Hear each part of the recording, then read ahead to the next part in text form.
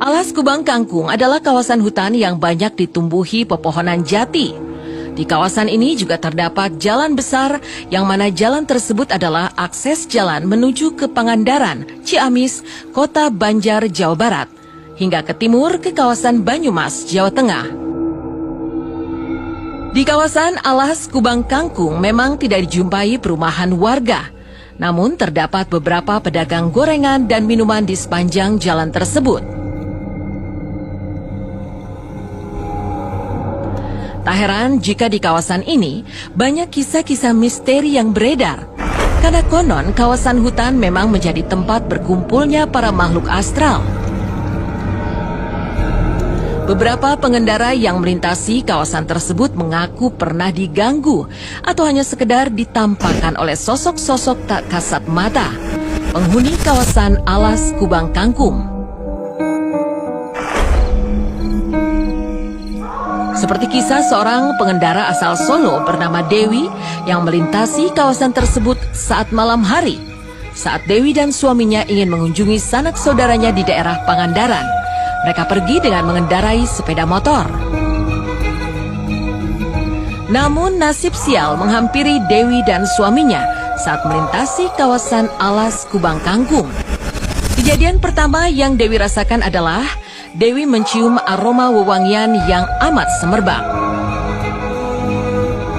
Lalu tak lama motor yang dikendarai suami Dewi mengalami pecah ban pada bagian belakang ban belakang motor.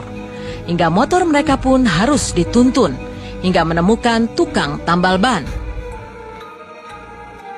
Setelah ban motor mereka sudah ditambal, mereka pun melanjutkan perjalanan. Sesudah mereka menempuh sekitar 5 kilometer, gantian ban depan mereka bocor, dan mereka pun harus menuntun kembali motor mereka.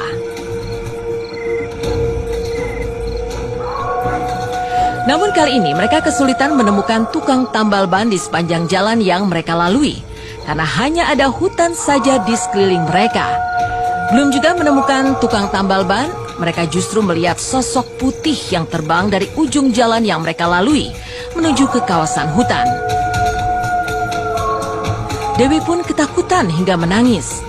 Mereka hanya bisa menuntun motor dan berdoa agar segera menjauhi kawasan hutan yang angker tersebut dan beristirahat sejenak.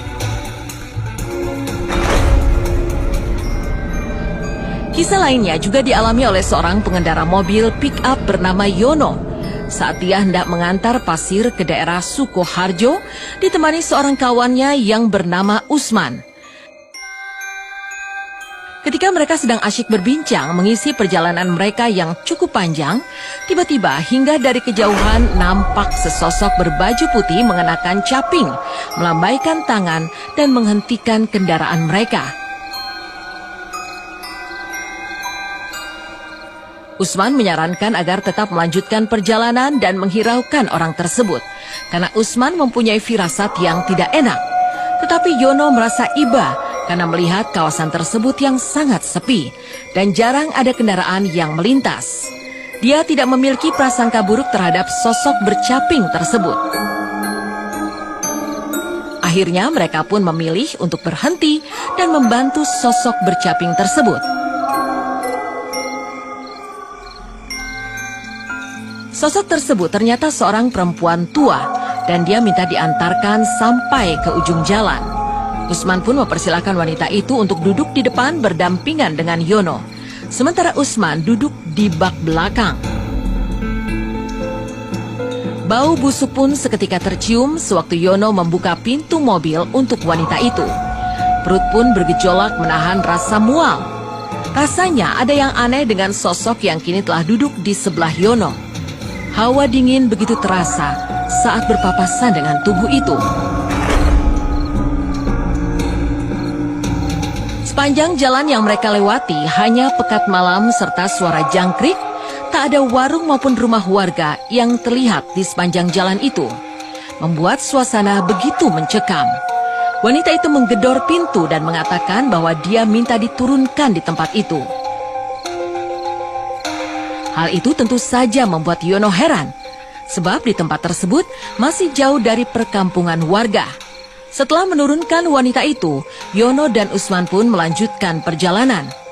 Belum jauh dari lokasi tempat Yono menurunkan wanita tersebut, Usman melihat dari kaca spion sosok wanita itu melayang ke udara. Usman pun menyuruh Yono menoleh ke arah yang sama. Bulu kuduk mereka langsung merinding dan mereka langsung memacu kendaraan mereka secepat mungkin karena ketakutan.